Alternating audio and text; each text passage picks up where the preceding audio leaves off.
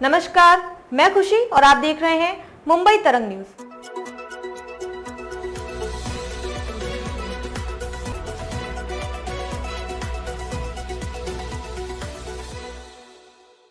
पाकिस्तान और बांग्लादेश के झंडे पर पेशाब करो, पर फिलिस्तीन हमारा धर्म। सपा नेता अबू आजमी का विवादित बयान।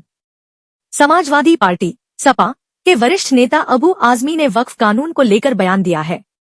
अबू आजमी मुंबई में मुस्लिम पर्सनल लॉ बोर्ड के सदस्यों के साथ राजभवन पहुंचे। इस दौरान उन्होंने मीडिया से बात करते हुए वक्फ कानून के सवाल पर कहा कि हम all India Muslim personal law board के नेतृत्व के पीछे हैं, हम उन्हें फॉलो करते हैं।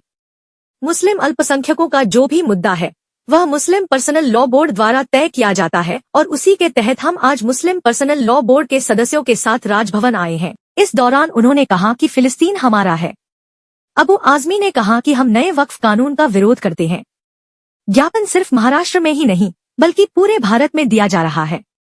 हमें राजभवन से यह आश्वासन मिला है कि आपका संदेश दिल्ली में भारत के राष्ट्रपति तक पहुंचा दिया जाएगा।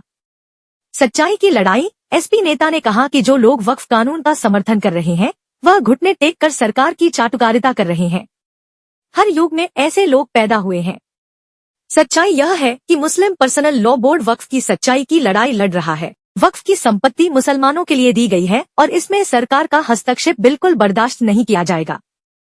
हमें उम्मीद है कि 5 तारीख को कोई अच्छा फैसला आना चाहिए।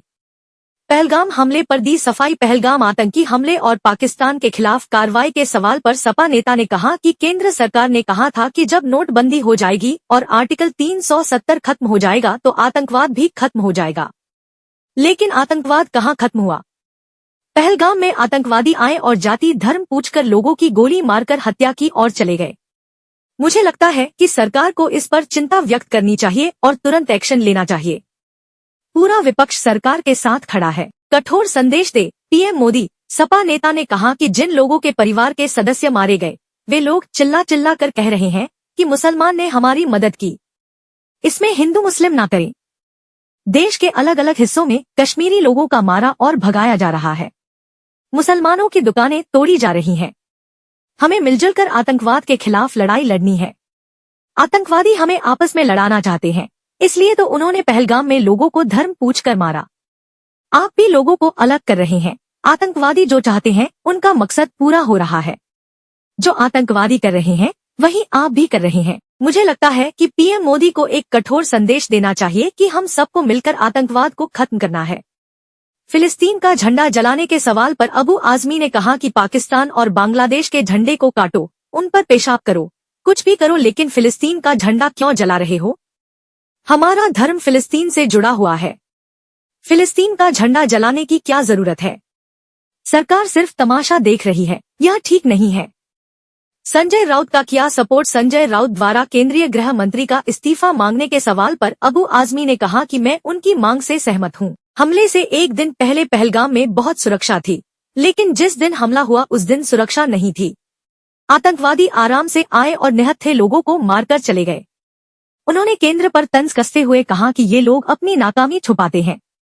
अगर कोई काम अच्छा है तो ये उसका श्रेय लेते हैं और अगर बुरा है तो ये दूसरों को श्रेय देते हैं। एजाज खान के द्वारा होस्ट किए जा रहे शो हाउस अरेस्ट को लेकर हो रहे बवाल पर उन्होंने कहा कि एजाज खान जैसे लोगों को ज्यादा बढ़ावा नहीं देना चाहिए, वह नशे में धुत रहता है। मुझे लगता है कि सरकार को ऐसे लोगों पर कार्रवाई करनी चाहिए और जेल भेजना चाहिए। खबरों में अब तक के लिए बस इतना ही। फिर होगी आपसे मुलाकात ऐसे ही एक और लेटेस्ट अपडेट के साथ। तब तक के लिए नमस्कार और बने रहिए मुंबई तरंग न्यूज पर। ऐसे ही ताज़ा अपडेट के लिए हमारे YouTube चैनल मुंबई तरंग न्यूज को सब्सक्राइब करें और तुरंत नोटिफिकेशन पाने के लिए बेल आइकन प्रेस करना ना भूलें।